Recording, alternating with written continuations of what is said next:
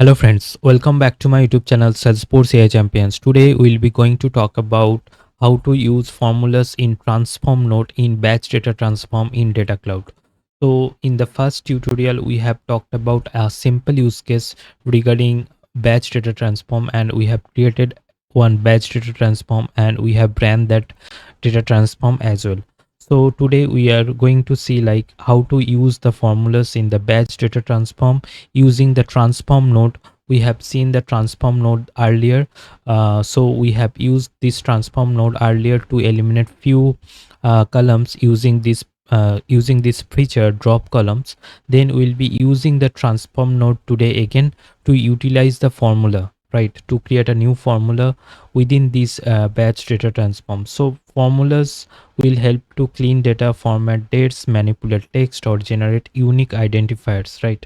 So, and we are going to see one simple formula use case, which is nothing but the concatenations for to create a generating a unique id. So concatenation means combining two or more fields to create a composite key, right? So we can merging an id with a phone type. So those kind of use case we'll be seeing today, right? So we'll be merging few fields from the animal columns, then we will create a unique identifier, right? So before get started, please do like, share, subscribe my YouTube channel, and please also consider to take membership into my channel. That will motivate me to create more technical videos for you. So let's talk about a high level overview what we have done in the first session of this batch data transform. And if you don't aware of my channel, which is Salesforce AI Champion, in here I have multiple tutorials on different Salesforce topics. I have mainly focused topics on Omni Studio, which having like 100 plus videos I have into my channel, and we have this Data Cloud playlist. We have Salesforce out of the box flows agent force playlist as well. So please do check it out, those tutorials, and you could find one Data Cloud masterclass as well. So you just need to navigate to my video section and you could found this masterclass. So this is the part 1 tutorial of Data Cloud masterclass, in which we have talked about lot of basic steps of Data Cloud as well as some of the advanced use cases we have seen, right?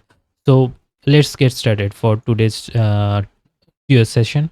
So in here in the last session, what we have done, we have just added one input data, which is nothing but animal home object. We have been used this DMO object, data model object, and in here we have used this filter element to filter few records. So we have used the filter for the records cat and dogs. So we have just filtered it out from among multiple animal records. We just filtered it out for cats and dog, right? Then we have eliminated few columns from here as well using the transform element again. So we have eliminated, for example, contact column, last reference date column, then last view date column, right?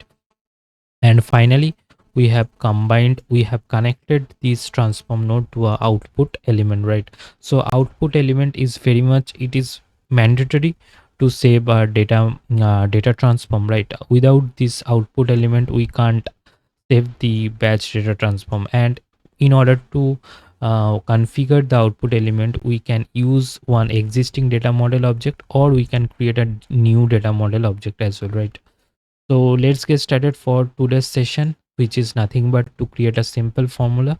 So after this eliminate few columns transform node, we can just click on this plus icon, and in here we are just adding a node which is nothing but transform. So in here I could provide the transform element name, for example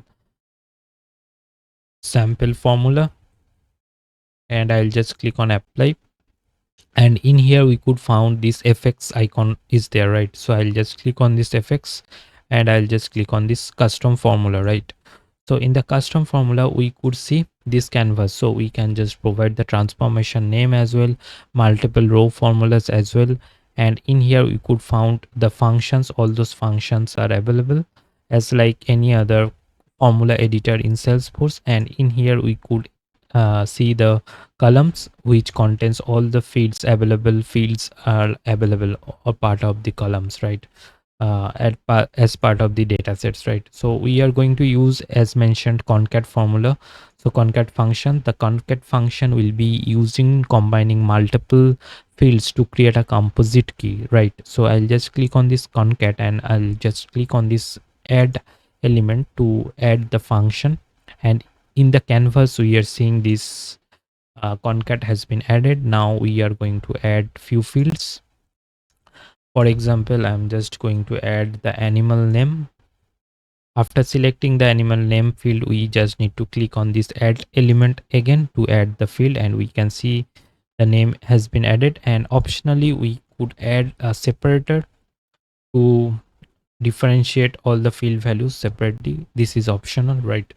So now I'm just going to add another field, which is species, and we just need to click on insert, and again we can just add the separator. And finally we are going to add the DOB, right? Date of birth.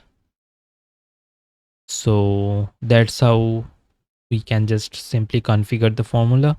And we just need to scroll down a little bit and we could found the output type. There are different output data types are available. For example, text, number, date time, percent, URL, phone, email, boolean, currency.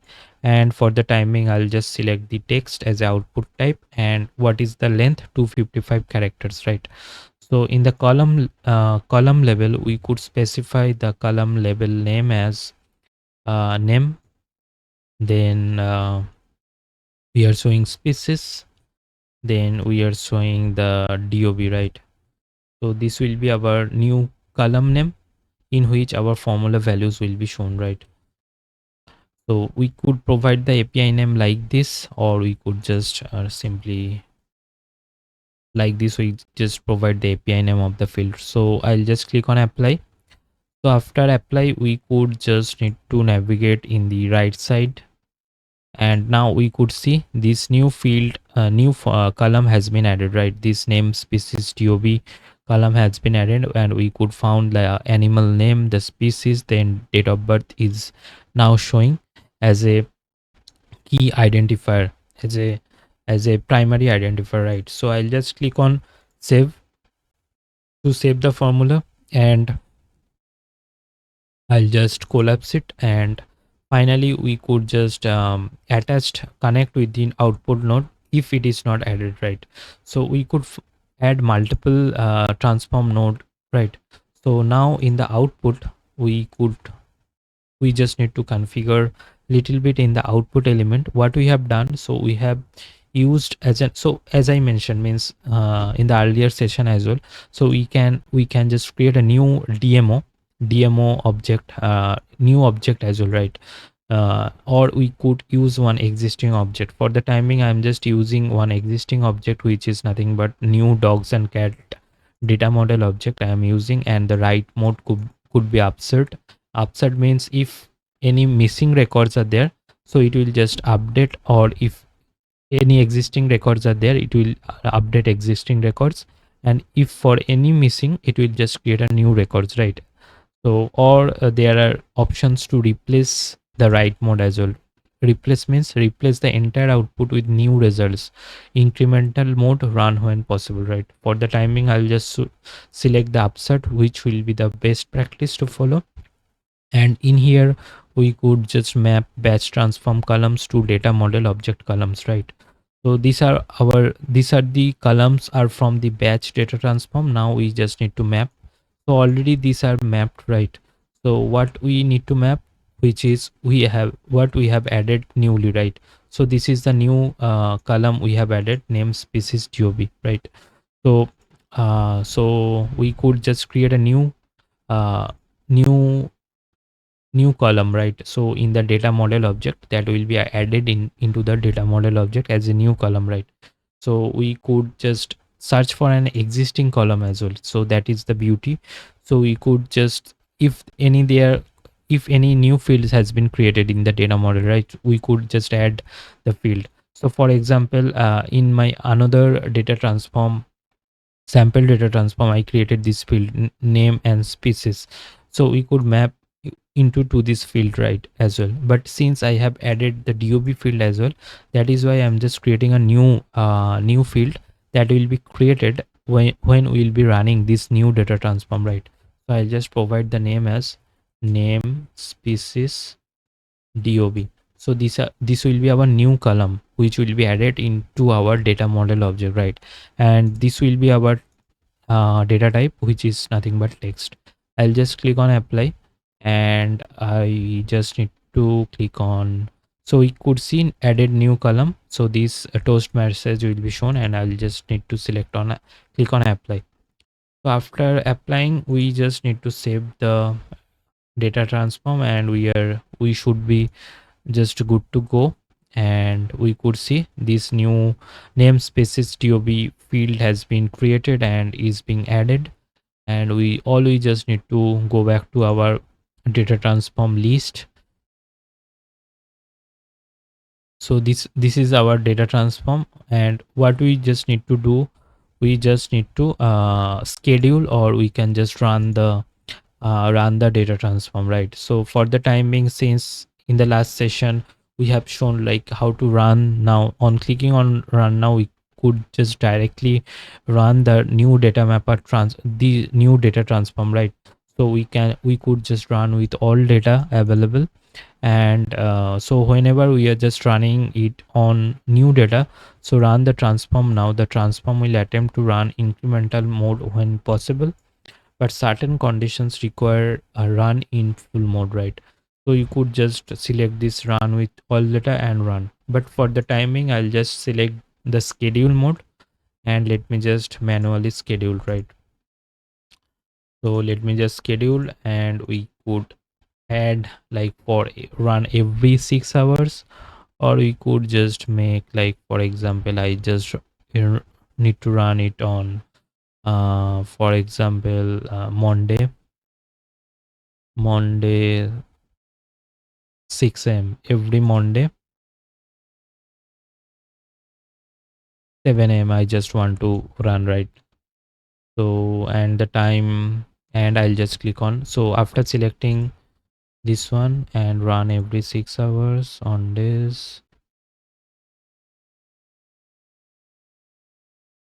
run every 6 days 7 a.m., right. So I'll just click on save.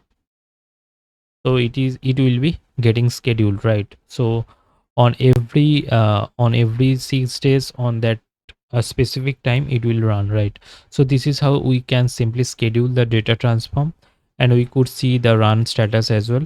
So since I have scheduled, but we have already the flexibility to run now option is also available, right. So even we have scheduled, we can just run directly uh as well, right. So you could see last run status is in progress, right. And we could see the refresh history as well from here in the tab. Second, let me just refresh the page once, and we could see this refresh histories as well, right. So we could found how many records got added, newly added, those kind of information we could found from this data transform, right. So that's all for today's demo. So today we have learned about, so again to get into the visual editor, we just need to click on, after selecting the data transform, we just need to click on edit to go to the visual editor again to make again changes into the data transform, right. So we could add multiple input data as well. So these kind of use cases we will be going to talk in next session or upcoming sessions, so please stay tuned. So today we have talked about how to use a simple formula within the transform node in the batch data transform in data cloud. So please stay tuned, and if you like this video, please do like, share, subscribe my YouTube channel. And if you like this content, so please do consider to take membership into my channel. That will motivate me to create more videos for you. So thanks for watching. I'll be uploading more tutorials on Salesforce Omni Studio and data cloud topics. So please stay tuned. Thanks for watching.